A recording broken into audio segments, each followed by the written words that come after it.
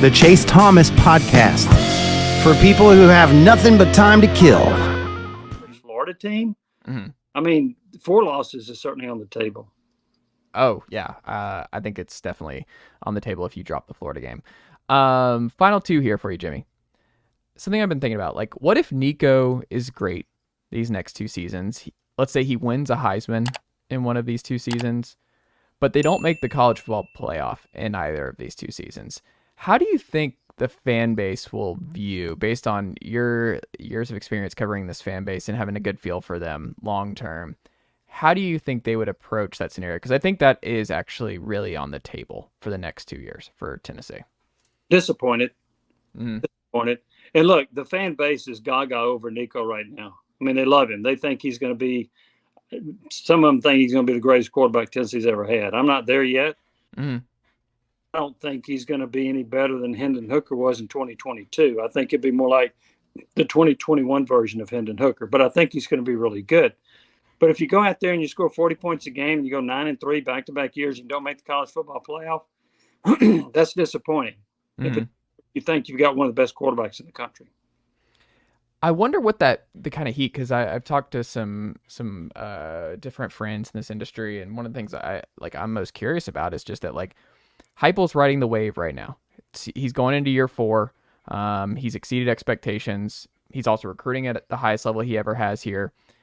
Yeah. Part of what happens when you recruit to this level now for Tennessee, the expectations rise. Like, he hasn't really dealt with, I mean, last year, I think even most fans, we were talking about it before the year, everyone was expecting a drop-off. Like, it wasn't like Tennessee fans were expecting Tennessee to be just as good as they were in 2022 with Hendon Hooker. They were expecting a little bit of a fall back down to earth, 8-4, 9-3, and they were okay with that. Like, I don't think any Tennessee fans were upset about 9-4 last year. They were like, hey, that's good. We got through it. It was a gap year. It's fine.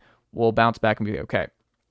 I think with the amount of hype with Nico Iamaleava and what they're bringing in on the recruiting trail over the next couple of years, there is so much pressure, I think, bubbling beneath the surface at Tennessee. It doesn't mean they have to win a national title, but they have to make a college football playoff in the next 2 years to sustain this growth. Or you're looking at a situation where, I'm not saying Heupel will be on the hot seat after 2 years, but there will be a lot more questions, whispers of like, all right, is he going to get over the hump? Are we in the Mark Richt zone at Tennessee now, where it's like, yeah, he's raised the floor significantly, but we just maybe got through 2 years with the best quarterback in the 21st century at Tennessee without a playoff game to show for it. So, yeah, the numbers were great, or he won a Heisman, or this, that, and the other.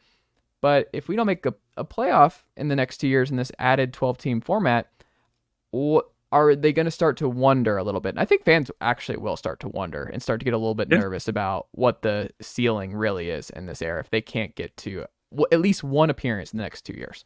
Yeah, I agree with that. Now, you would have easily made it 2 years ago. Yeah.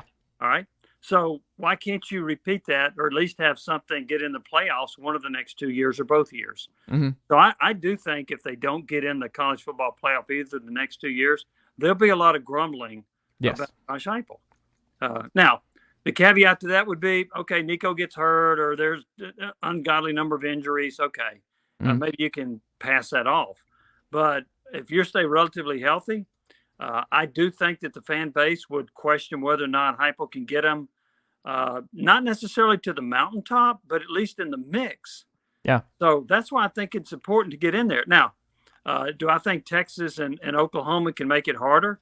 Texas definitely, Oklahoma probably. But still, you got to get there. And I agree with what you said earlier. If you're 10-2 at Tennessee, you're going to get in the college football playoff. So that's you got to be able to do that. And I think it's reasonable to expect Tennessee to be able to do that one of the next 2 years, or both. Final thing for you, Jimmy.